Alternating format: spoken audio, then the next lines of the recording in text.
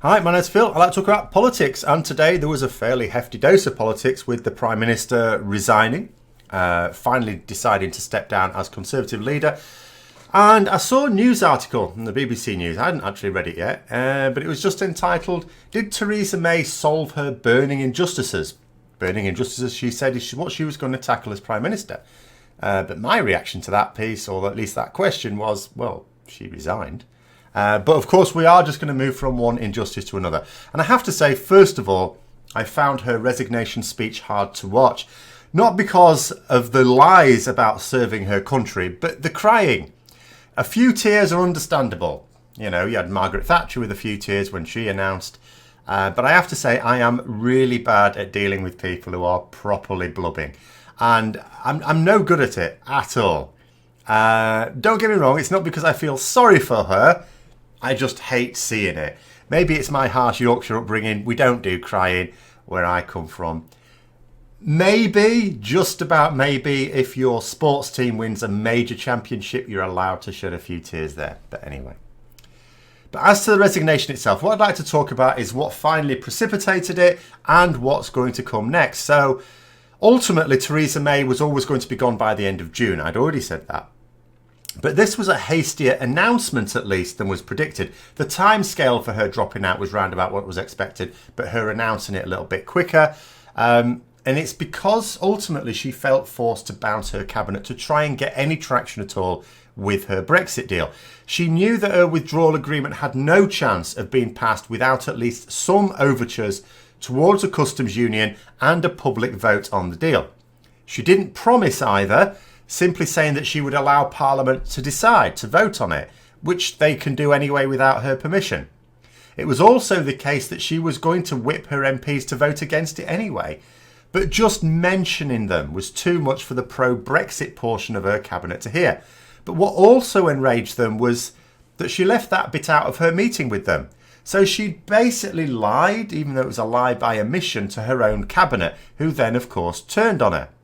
A meeting was held with Conservative MPs in the 1922 committee who voted on changing the leadership rules. At the moment, she was in theory bulletproof because she faced a vote of confidence in December, which meant surviving it meant she was free for another year. So they voted to change the rules to stop that so that they would be able to put in an immediate vote of no confidence. Now, we don't know how that vote went because the votes went into sealed envelopes, which were not going to be opened unless Theresa May didn't announce her resignation by the end of this week. So I guess they now will not. Frankly, if I were in Theresa May's position, I'd have actually told my cabinet about the full speech. I wouldn't have left anything out. And I'd have also told them to stop bitching about it because there is no way Jeremy Corbyn was going to allow a public vote to get through anyway. All of the things that they were complaining about had no chance of being supported by either Conservative or the Labour Party, at least in terms of the leadership. And she wasn't suggesting supporting them. It would basically, her plan was just to smear Labour, and they just didn't see that. They were too thick to see it. But her premiership hasn't just been characterised by having to deal with the impossible aims of her party, but her own weakness as well. Just as with Cameron, she didn't stand up to the children in her party. She came into number 10 as the compromise candidate, the Remainer who was going to champion Brexit.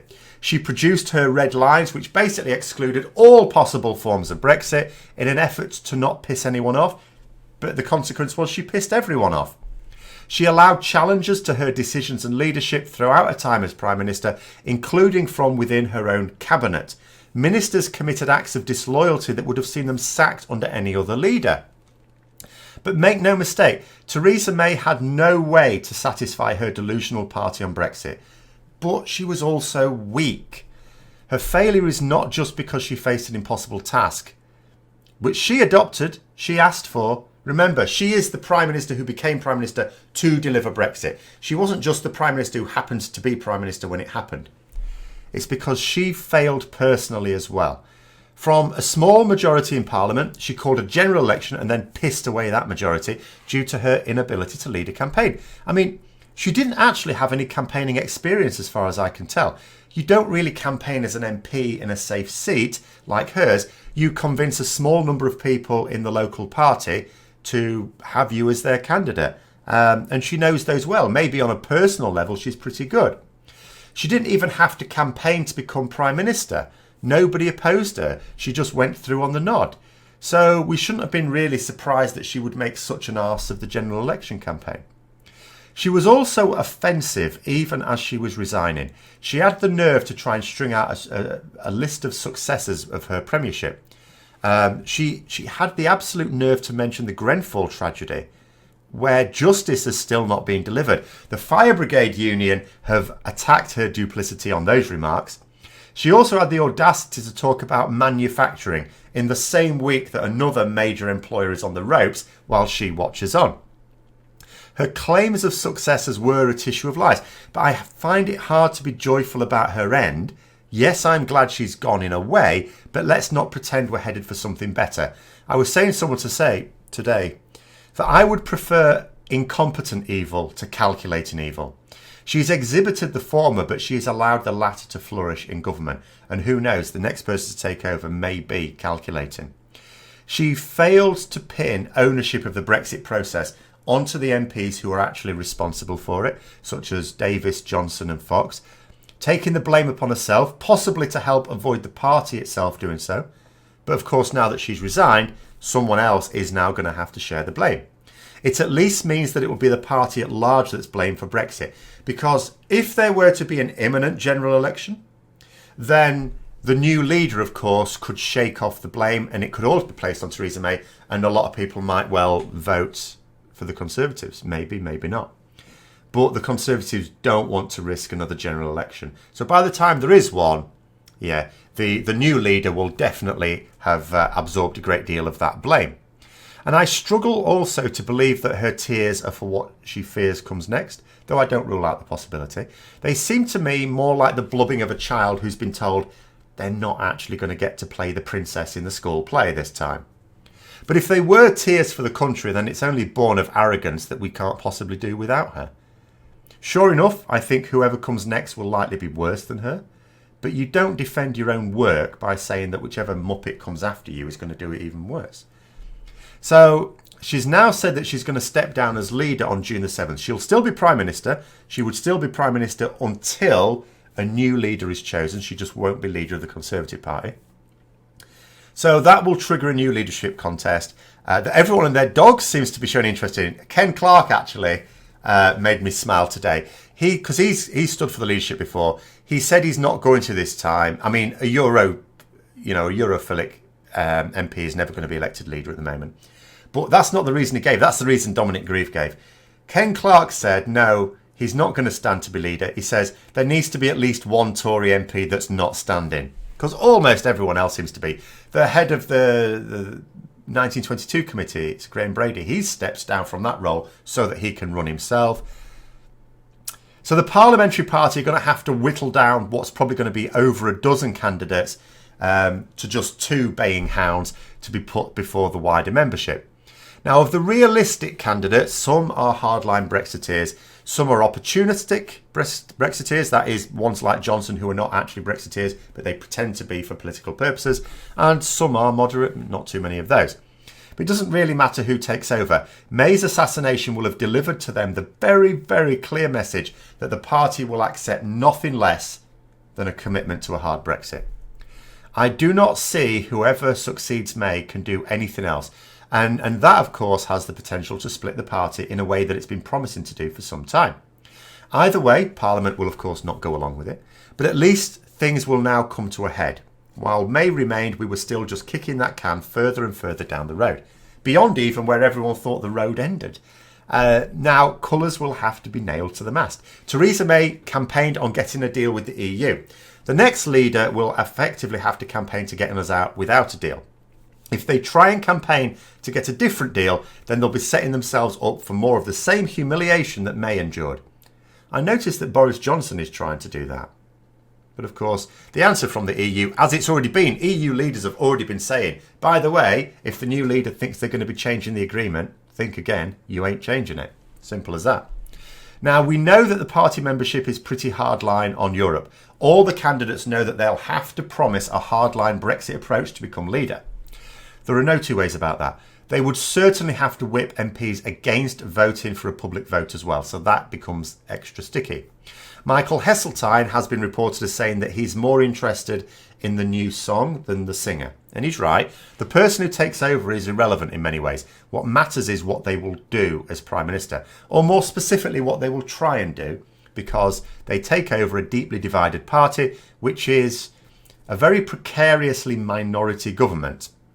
And of course, one of the favourites for the new role is, as I just said, Boris Johnson, someone who is accused of very serious criminal misbehaviour, a man who will do or say anything for a few quid or a bit of power. Personally, I'm hoping Mark Francois becomes the next leader. That would definitely kill off the Conservatives as a political force, wouldn't it? Of course it would.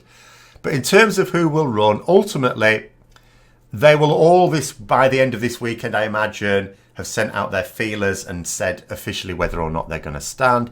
Jeremy Hunt seems to have the backing of the Telegraph. He was very quick out the blocks to announce his intention.